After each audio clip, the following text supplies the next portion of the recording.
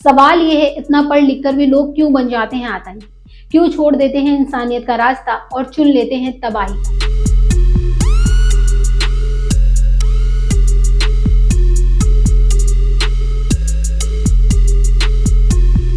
नमस्कार, मैं स्वाति पांडे और आप देख रहे हैं आपकी खबर राजनीति।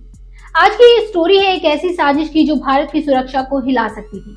गुजरात एटीएस ने 3 आईएसआईएस के आतंकियों को पकड़ा है जो लखनऊ के आरएसएस दफ्तर पर हमला करने की रेकी कर चुके थे। और सबसे चौंकाने वाली बात, इनमें से एक तो डॉक्टर है, पढ़ा लिखा डिग्री वाला, लेकिन जिहाद के नाम पर जहर बनाकर हमला करने को तैयार। आज के इस वीडियो में हम खोलेंगे इस साजिश का पूरा राज, बताएंगे इन आतंकियों का बैकग्राउंड और डिस्कस करेंगे वो साइकोलॉजी जो एक एजुकेटेड इंसान को मॉन्स्टर बना देती है। अगर आप भी ये जानना चाहते हैं कि भारत कैसे ऐसे खतरों से लड़ रहा है तो वीडियो को लाइक करें, शेयर करें और सब्सक्राइब करना ना भूलें। चलिए शुरू करते हैं।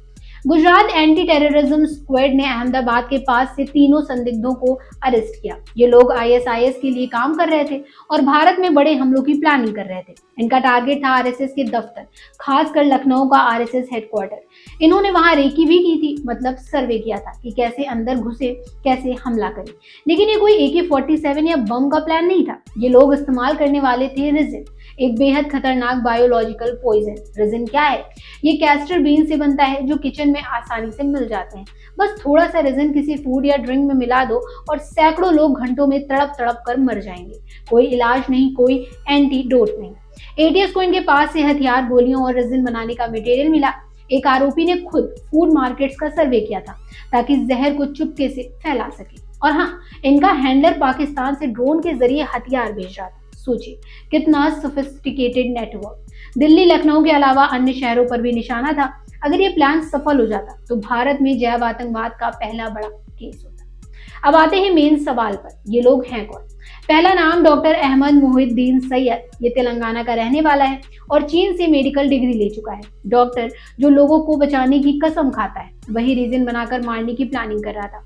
एटीएस के मुताबिक ये मुख्य कन्वर्जन था, यानी जहर बनाने वाला। दूसरा मोहम्मद सुहेल, उत्तर प्रदेश का। तीसरा आजाद सुलेमान शेख या सैफी, ये भी यूपी से।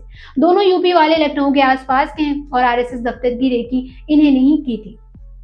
तीनों अहमदाबाद में मिले, हथियार सप्लाई करते हुए पकड़े गए। दोस्तों चौंकिए मत, ये कोई गरीब अनपढ़ नहीं, डॉक्टर तो है ही, बाकी भी एवरेज एजुकेटेड फैमिली से। आईएसआईएस का ये पैटर्न है, वो टारगेट करते हैं ऐसे लोगों को जो साइंस, टेक या मेडिसिन में पढ़े लिखे हों, क्योंकि वो ही कॉम्प्लेक्स प्लान बना सकते हैं। याद है 26/11 के कसाब को, वो भी पढ़ा लिखा था। या आईएसआईएस का वो डॉक्टर जाकिर नायक का फॉलोअर। आईएसआईएस सिर्फ मिडिल ईस्ट तक सीमित नहीं रहा। 2014 से भारत में इसके मॉड्यूल्स एक्टिव हैं। गुजरात एटीएस ने बताया कि ये लोग ऑनलाइन रेडिकलाइज्ड हुए थे टेलीग्राम, व्हाट्सएप ग्रुप से। उनका हैंडलर पाकिस्तान बॉर्डर से ड्रोन उड़ाकर AK-47 जैसे हथियार बेचता था लखनऊ आरएसएस दफ्तर। क्यों? क्योंकि आरएसएस को आईएसआईएस हिंदुत्व का सिंबल मानता है। इन्होंने प्लान किया था रेकी के बाद रेजिन को वेंटिलेशन सिस्टम में डालना या फूड में मिलाना। एटीएस ने समय रहते इनके चैट्स, मैप्स और केमिकल्स जब्त कर लिए। अब एनआईए इनकी पूछताछ कर रही है। दोस्तों ये पहला केस नहीं, 2023 में भी केरल में आईएसआईएस डॉक्टर्स पकड़े गए थे।